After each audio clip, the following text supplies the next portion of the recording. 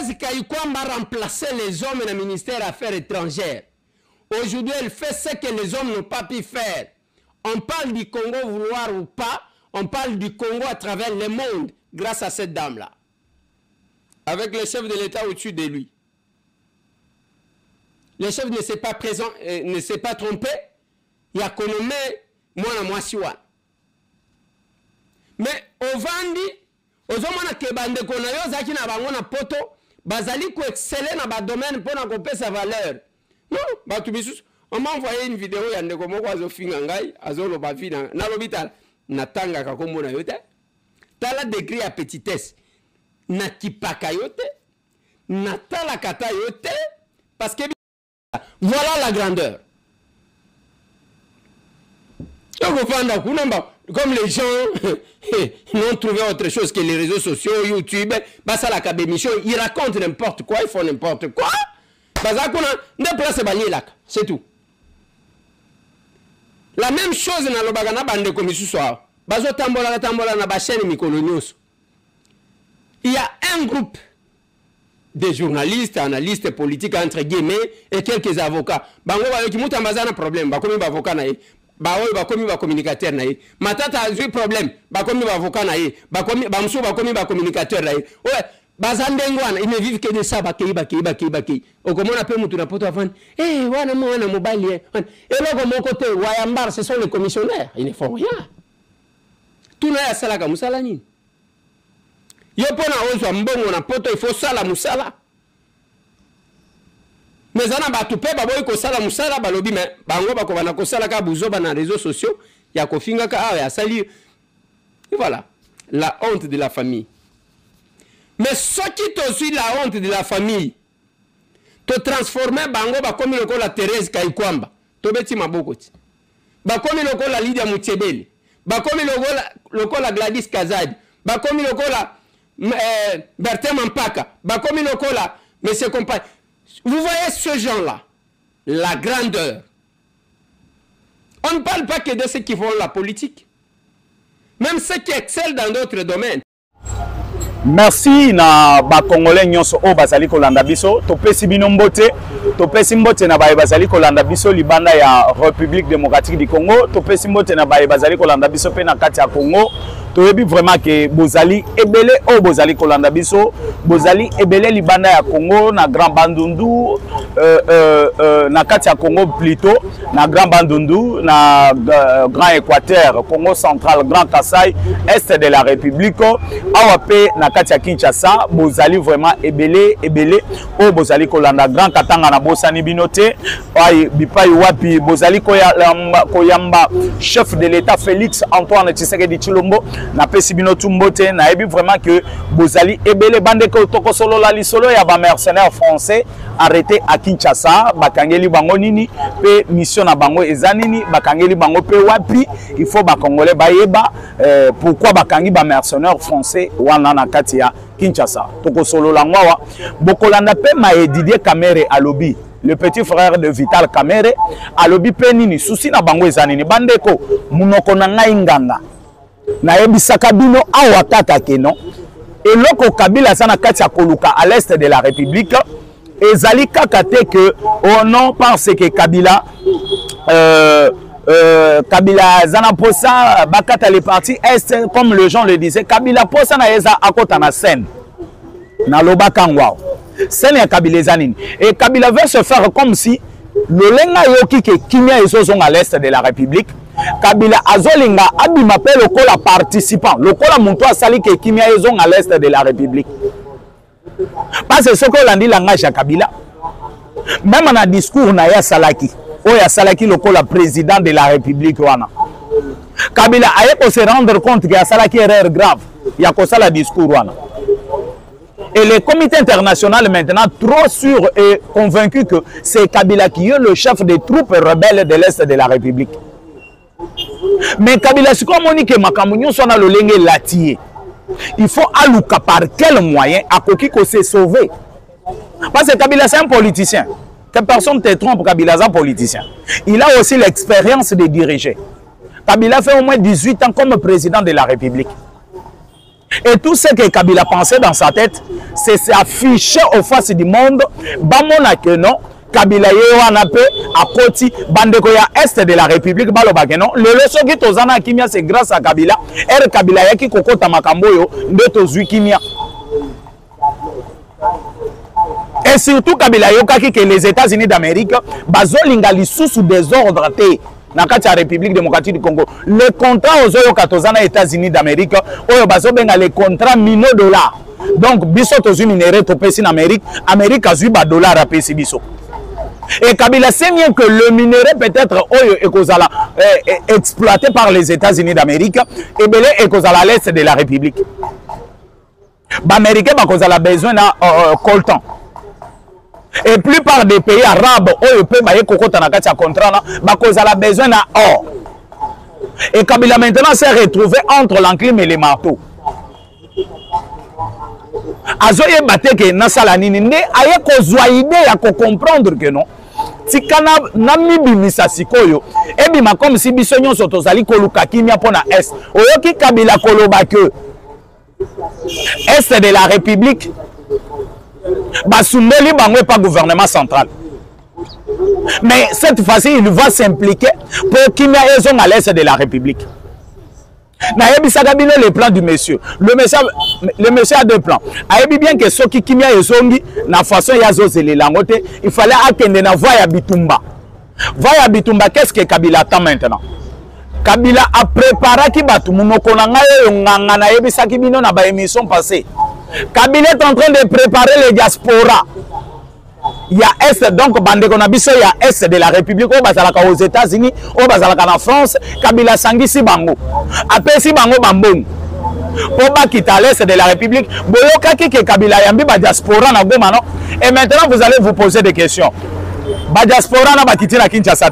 Report ya Goma Yeso Salate. Mais comment les diaspora là bakomi na Goma, bakomi ndengenini, baeli zelani? Et ces diaspora là, Toye Kolandela, Bazaba Toyo Kabila Kendaki ko sollicité.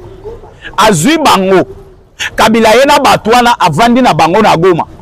Bazali Kolukana Bango ba stratégie nini Batouana bakoki ko banda mission Kabila pesi Bango. C'est quoi leur mission? Bokolanango na mission yo na koyebisa bino nyonso. Mission bakopesa na ba diaspora na. Eza mission ya que bazui mbongo e pa Kabila apesi Bango bambongo. Kabila pesi bango bambongo. Era pesi bango bambongo.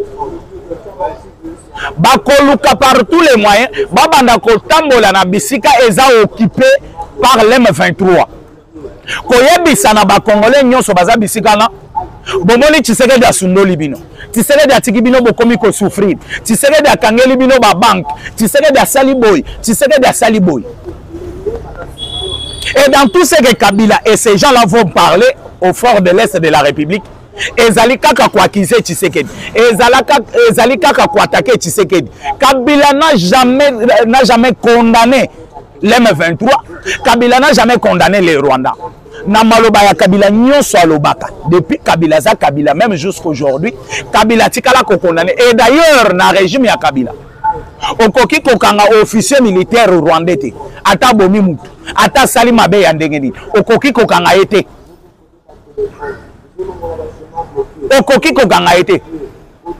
Mais aujourd'hui, nous avons quand même des officiers rwandais, Nandolo, Baza Nandolo na prison.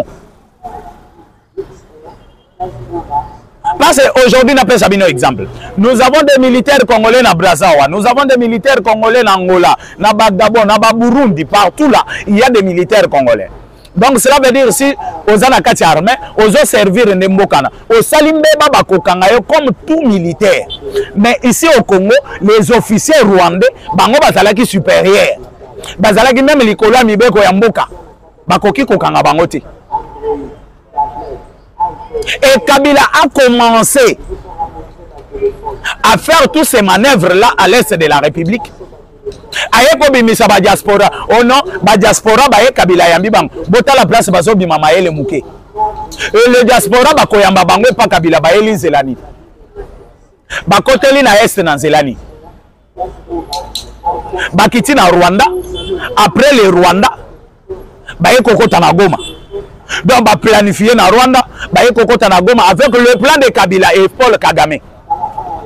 Ba komi na Goma maintenant c'est à partir de Goma ba bandi ko monter ba plan na bango. Ba to na bazimbongo ya Kabila na Kagame, ba ko banda sikoyo ko tambola na mbongo, ko pesa bambongo, ko kabola babilo ko à l'est de la République. Soit disant donc à ces gens-là au nom Batiki bino gouvernement central les sondo libino gouvernement central les autres s'occuper na binoté bisoto yepona ko aider avec leur plan. C'est quoi leur plan oyo bango baye nango? Le plan baye nango eza sikoyo na suka baya koloba ke non quand même to monique basundo libino bisoto zana posa ya ko aider bino le lenge to zana posa ya ko aider bino. Bondi Makabila a dirigé le parti Est de la République pour wana sikoyo après avoir influencé tout le monde. Des plans Kabila qui est la bande quoi na poto et les partis est de la République basali ko combattre na ko poser une question. Kagame na e bandeli na ye ya bitumba. Kagame a toujours dit tozali kokota na Congo pour na ko protéger les minoritaires. Minoritaires bazalaka banani bazalaka ba les Banyamulenge. Les Banyamulenge baza minoritaires, il fallait bisotokota à l'est de la République pour protéger les minoritaires. Minoritaires bozo protéger à l'est de la République. Bazalaka na est na parti ni. Les Banyamulenge bazalaka na Sud Kivu. Bazalaka na Nord Kivu te. Parce que bango nyonso centre na bango ou bien place na bango c'est Minembwe. Minembwe mboka na bango, mboka ya Banyamulenge, bisika bafandaka. Mais comment besoin pour protéger les Banyamulenge? Ce qu'on a le nombre de M23 baza na Sud Kivu, na nombre de M23 baza na Nord Kivu, il y a Nord Kivu baza ebele, il y a Sud Kivu place Banyamulenge bazali baza muke. Na Sud Kivu baza muke. Mais c'est là où il y a les Banyamulenge. Au contraire, il fallait Sud Kivu la inonder avec l'M23 par rapport au M23 Oyo Bazali na Nord Kivu. Mais tous on a Sud Kivu ezana Banyamulenge belé, Nord Kivu ezana Banyamulenge muke. Et c'est ça le plan de Kabila. Et pourquoi va se précipiter kaka pour étouffer le Nord Kivu? Rwanda va se presse. Et le plan maintenant, il y a que Kabila a comme président de ce côté-là. Comme Kabila, Monique Ekosimbe l'a été, Ekotika la paix Ekosimbate. Parce que Kabila ne connaît pas bien l'histoire de la République démocratique du Congo. Il y a Bolikango qui est mort pour la République démocratique du Congo, pour non-balkanisation de la République démocratique du Congo. Il y a Kasavubu, il y a Lumumba, il y a Tshombe. Ils sont nombreux là.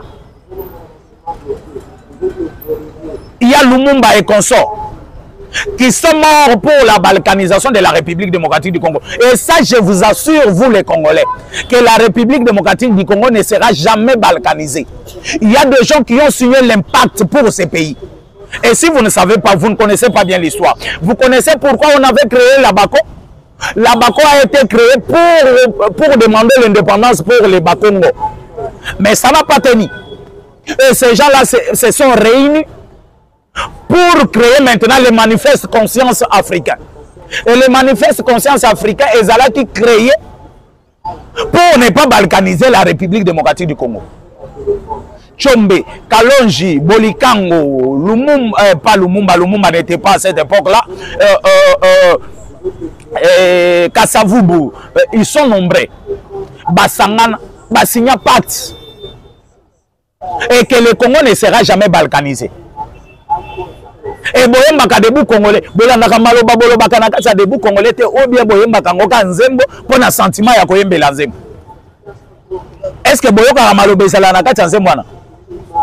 Le Congo sera toujours uni, toujours uni.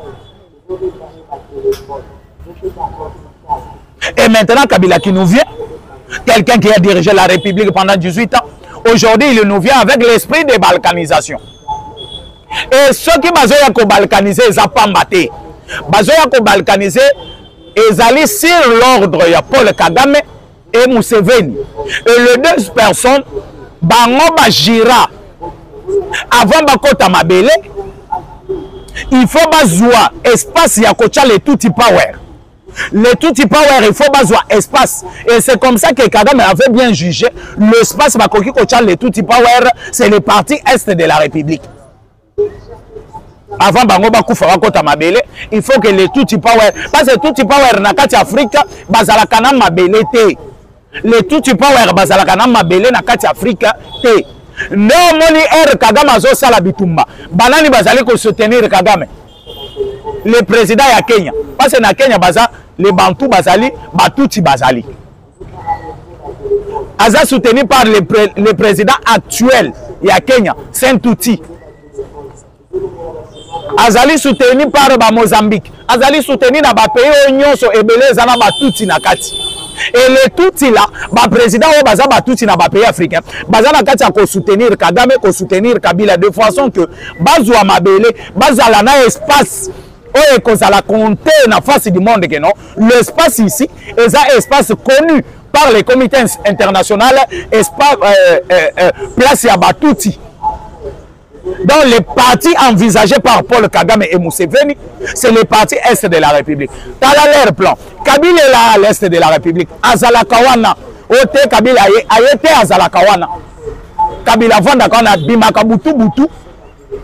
Abimi Nuitama akei Rwanda zuba avion akei makamunae azongi akiti na Rwanda Nuitama akoti lisusu na Goma. Qu'est-ce que Kabila est en train de faire? Bazana kati boyoka ki masolo ya kenon bazana kati ya bayena quartier basali mouvement moko boye ba congolais bakimi. Demain matin on va récupérer les Tutsi baye ko cha bango na quartier wana. Peut-être ma maison est à la 100 maisons vides. Bagaye bazui 30 Tutsi, 40 Tutsi, baye ko cha 40 familles Tutsi, baye ko cha wana. Et maintenant bakolo ba maison en faisant cela na Est Mobimba, herbe tumba ekosila. Bakolo banda kwana bakozala na posa ya kozongela banda kuna bango.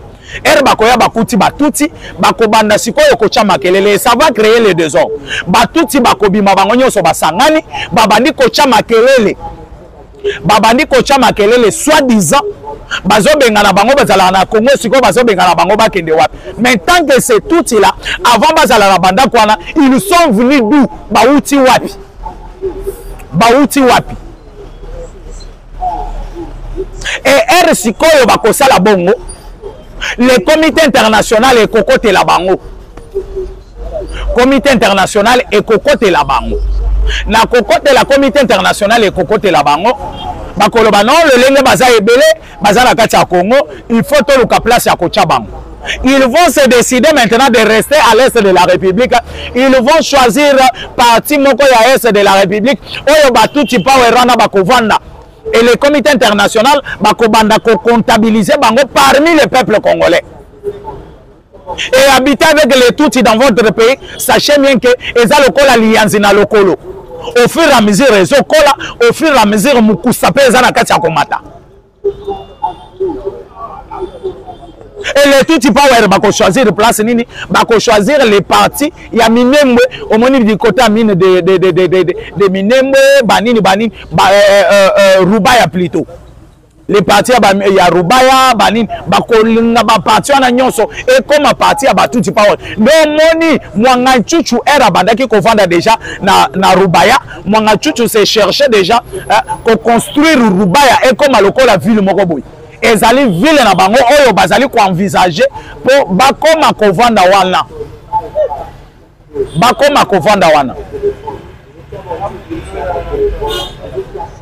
les Tutsi Power. Et vous comprenez pourquoi les plans de Tutsi Power bande ko bozala nano abofanda bien na kobete la bino li solo ya ba mercenaires français oyo bakangi na Congo. Et le mercenaire français na bakangi bango ndenge nini bakangeli bango pe nini bakangi bango pe wapi boyebi ke ngasani na loba biloko balabala te pe na beta ka masolo ya ko sepelisa munoko na ngai ti. Et c'est ça le plan de Kabila avec les Tutsi Power à l'est de la République. À l'est de la République, technicien a besoin de côté le nombre de minutes kuna, nombre de minutes kuna. Nde yangwana tozali koyebisa bino bolanda biso malembe le lenge toza kokeni. Et Kabila na kati ya discours na ye. Na yebisa bino le plan de Kabila. Abi m'appelle au col participant et à Kimia il y a Est de la République. Mais Kabila moni que ça sera difficile. Kabila comme il déployer bambongo na site oyo wazalendo bazali pour ba corrompre les wazalendo. Au moni na Maniema ce qui s'est passé na Maniema. Kabila zui ba carton ya mbongo atindi na Maniema. Ba carton mbongo atindi na Maniema pour ba kende ko corrompre ba wazalendo. Ba kende ko corrompre ba wazalendo. Et les wazalendo ont vite compris que non, Kabila est à la base ya babuzo ba ebele. Batindi mbongo. Kuna na Maniema, le gouverneur de Maniema est complice de ce qui se passe là-bas. Makambu Kabila zolinga sala na Maniema, le gouverneur de Maniema aza complice, chef de l'État. Nos services de renseignement, militaires tout comme civils, nazali ko alerter bino, le gouverneur de Maniema aza de mèche avec Kabila.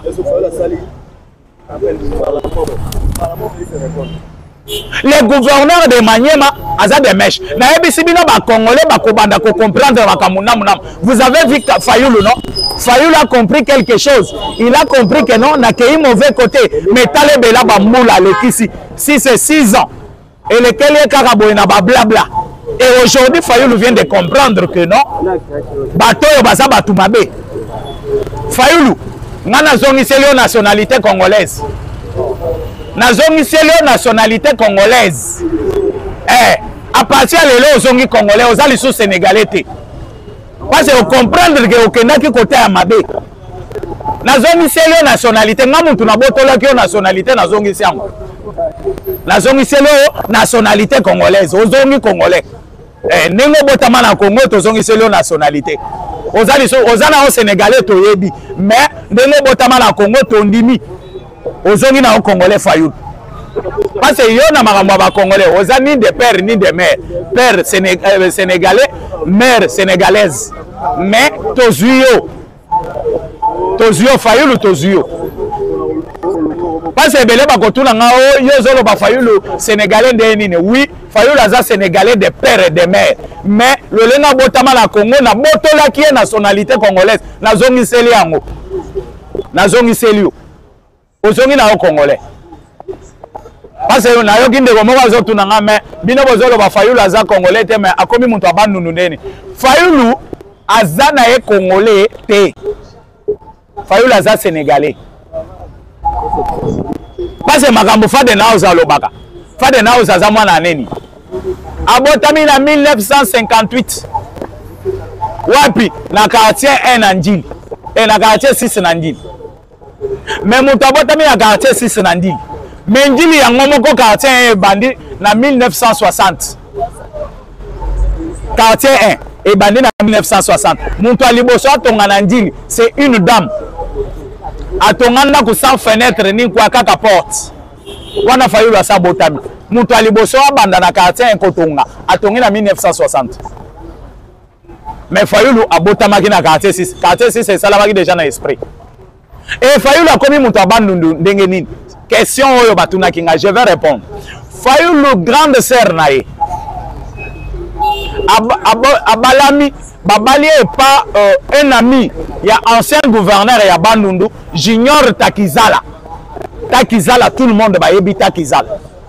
Mais camarade nae, proche nae, de mon abalaki grande sœur et Fayoulou. Fayoulou papa nae, na papa ya Pepe Kale, yaya na lek. Yaya papa ya Pepe Kale mwana ya Liboso, papa ya Fayoulou mwana ya Mibale. Boyebi bino nyonso ke Pepe Kale aza 50-50, Pepe Kale musicien na biso, azalaki 50 Kasayen, muntu ya Mweka, kota ba mama nae 50 Sénégalais. 50 Sénégalais. Mais le lenga tozo makambo Fayoulou kuto eza important. Le lenga siko tozo solo la nabino. Ce qu'il faut savoir. Didier Kamera ekobima. Didier Kamera abimi ayebisi batu ono. Kabila lelo abimi. Po kimia ekota na est, il faut Tshisekedi bavana na Kabila ba solo la. Mais Didier Kamera est en train de nous confirmer que non, auteur et à tout ce qui se passe à l'est de l'est de la République, Ezali Kabila. tala bino ndenge bozalaka songi bokomi kaka coincise beta lisolo ya Fayulu te Fayulu nga nasi nazongiseli nationalité congolaise lolenge nazongiseli bobanda kotia songi te pona beta lisusu lisolo ya koswa vie na motema te botika vie avanda mais vie eloko asali o bapesa ye primature faden kaka na koya lelo kaka lelo bapesa o primature toyebi plan oye nango te okozala oye na plan ya Kabila okozala oye na plan ya Kabila mais wana eza sujet na biso te Didier Kamere abimi po kimia ezonga na est il faut Kabila a participé pour na kimia wana et là maintenant on comprend que Didier Kamere bazana plan moko boy bazana plan oyo bazali na kati ya commenter bango nyonso. Comment Didier Kamere peut insister que pour qu'il y ait raison à est, il faut Kabila participer. Et bazali kolukela comment Kabila a koki kozonga na Congo officiellement azonga boye azonga dans le sens que ba Congolais bandi maye Kabila abanda kovanda lisusu na ba Congolais o Kabila bomi à l'est de la République parce que Kabila sali discours nayoki na discours ya Kabila ko condamner Rwanda te nayoki Kabila ko citer même Congo ba M23 na monoko na été et aujourd'hui Didier Kamere azobima que non tant que na lobaki makamboy Kabila bimi po ebima comme si kimia ekozonga na est yepe a participer nayoki batu na lelo bakomi koloba oh non il faut Didier Kamere alobi il faut Kabila bavanda na table ba solola kimia ekozonga il faut dialogue moko entre Kabila gouvernement na Tshisekedi oh dialogue yani Kabila c'est un rebelle Kabila tu vois à l'est de la République et si on refuse de causer avec les Wazalendo comment on peut causer avec Kabila?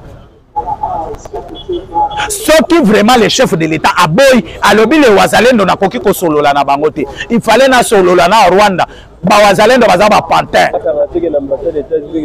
et quand on parle de ceux qui Wazalendo ba M23 plutôt ba M23 bazaba pantin chef de l'État a boy ko solola na ba M23 pas les Wazalendo les M23 excusez-moi.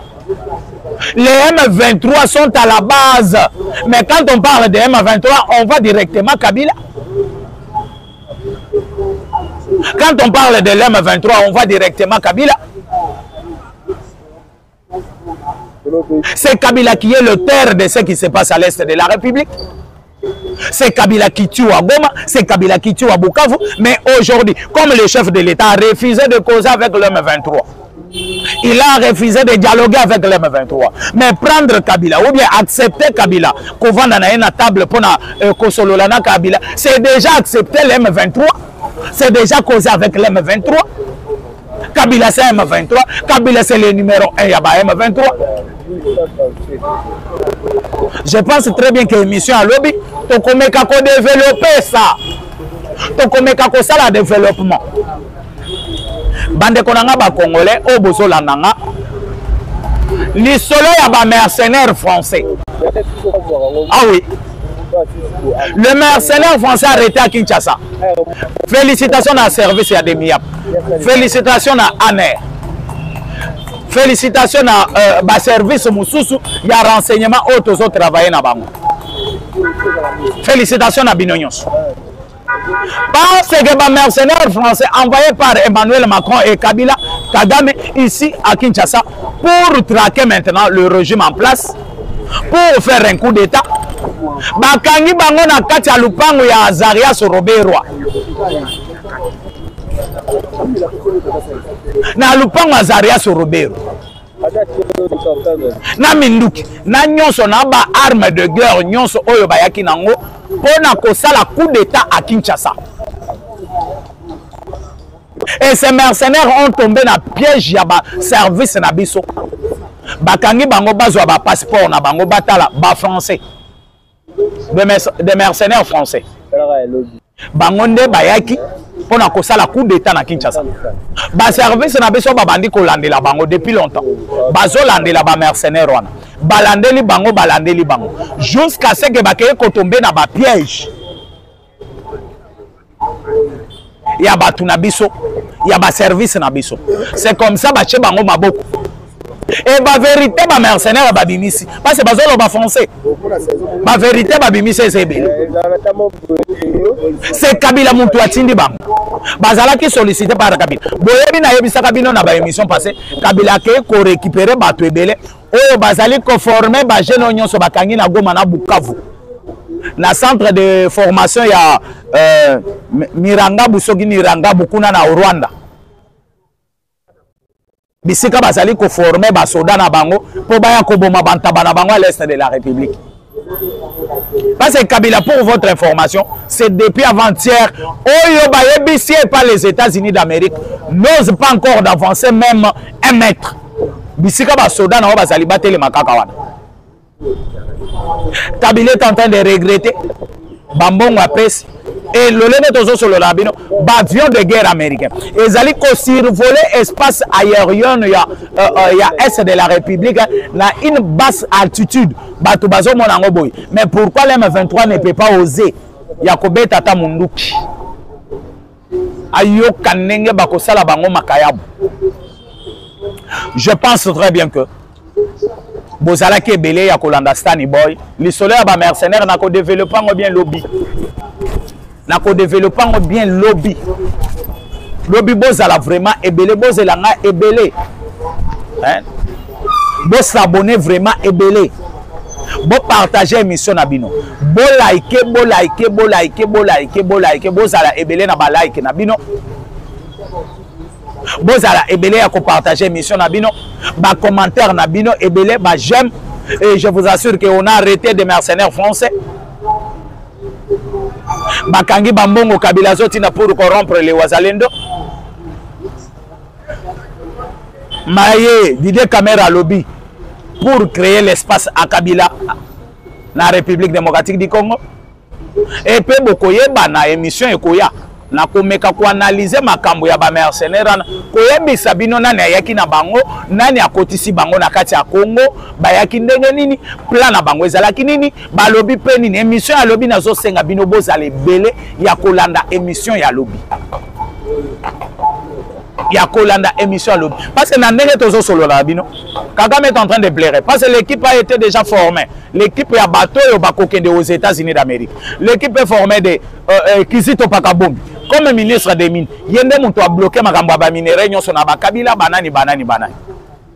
Et de deux, nous avons Thérèse Kayikwamba. Wazali, ministre Nabiso, Yanini et consorts, ils sont au nombre de 5. Et le directeur du cabinet et chef de l'État, à cause de la paix, Kuna Katia, États-Unis d'Amérique, le chef de l'État a rejoindre Bango pour terminer et finaliser les choses. Aujourd'hui, notre Banque mondiale a béni 1,8 milliard pour la couper ça dans la République démocratique du Congo. Est-ce que dans le régime à Kabila Oyoka déjà à 500 millions de personnes dans le Congo dans la Banque mondiale? Et ça a 20 millions, 30 millions, si c'est trop 100 millions, bon, la Banque mondiale a bandé qui ça dans le Congo. Aujourd'hui, la Banque mondiale débloque 1,8 milliard pour donner à la République démocratique du Congo.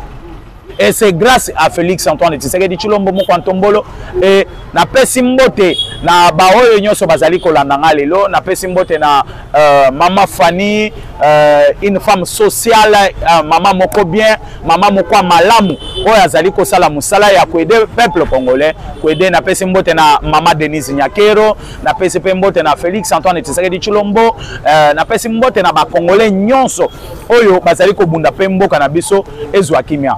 Mon numéro E plus 243 82 75 76 085. Ciao, bye.